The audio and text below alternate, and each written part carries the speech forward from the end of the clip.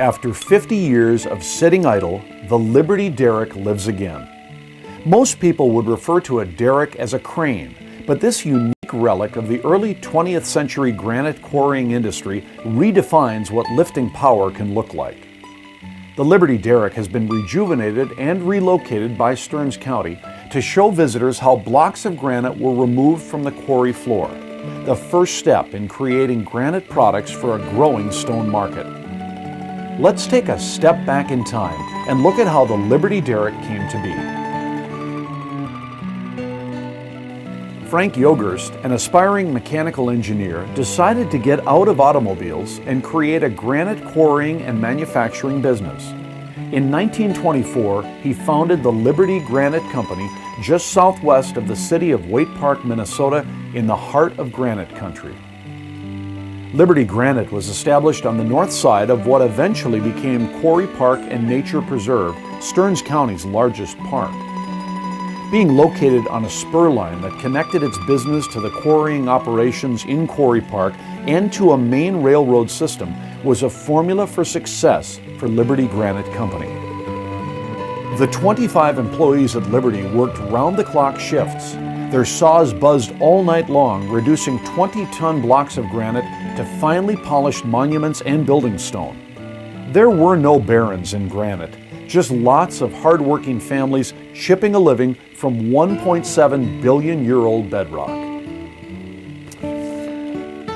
Yogerst retired in 1955, and the Liberty Derrick was left to oversee the disappearance of the company.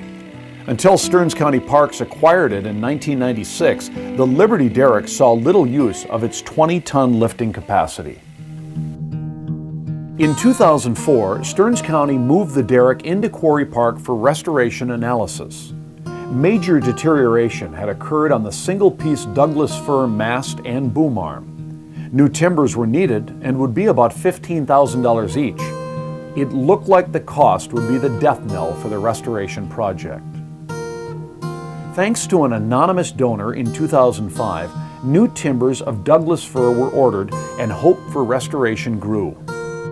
The Hull Oaks Lumber Company of Monroe, Oregon, the only steam-driven sawmill in North America, harvested two 110-year-old fir trees on April 7, 2005 at 7:30 a.m. from the Oregon Coastal Range. The 85-foot-long timbers arrived by truck at Quarry Park on May 19, 2005.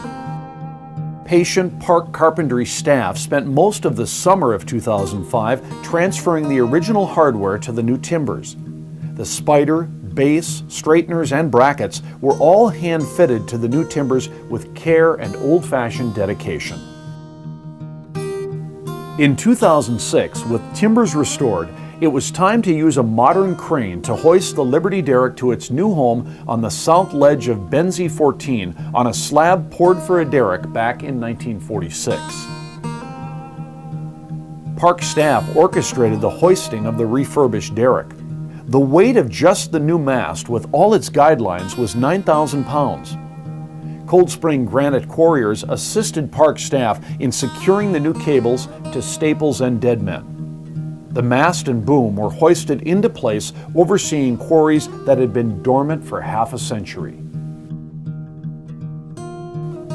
Thanks to Bob Rambler, the best volunteer imaginable and a retired quarrier from Cold Spring Granite, staff were able to erect the derrick and secure it according to specifications for wooden derricks of the early 1900s. Bob knew how tight to torque even the most obscure bolt. To make sure the mast was plumb, he measured it the old-fashioned way with a 2x4 crescent wrench and a piece of string. With the newly secured derrick in place, park staff next constructed a concrete slab for anchoring the drum hoist and power equipment, which would be installed in 2007. However, the 100-year-old machinery still needed restoration. Flywheels, drums, brakes, springs, and gears all needed inspection. The original 50-horsepower General Electric motor had to be baked and revarnished to bring its power back to original levels. The Liberty Derrick was ready for recabling. Again, the modern crane returned to Quarry Park to help place cable through the mast sheaves 85 feet above the ground to the drum hoists. The restoration project was on the last leg of its journey. A shelter for the motor and equipment was needed. Dale Gruber Construction stepped up to the task and donated design, construction, and fundraising services to complete the project. In celebration of completion, Dale arranged a dedication for September 19, 2008, which would include lifting a 4-ton block of St. Cloud red granite out of a quarry. All systems were go. With so much dedicated service given to the project, Bob Ramler had to be the man to flip the power switch and hoist the first block of granite in 50 years from a quarry floor at Quarry Park and Nature Preserve. Though the 60-some spectators at the dedication all lived in granite country, none of them had ever seen what they witnessed that day. History came alive.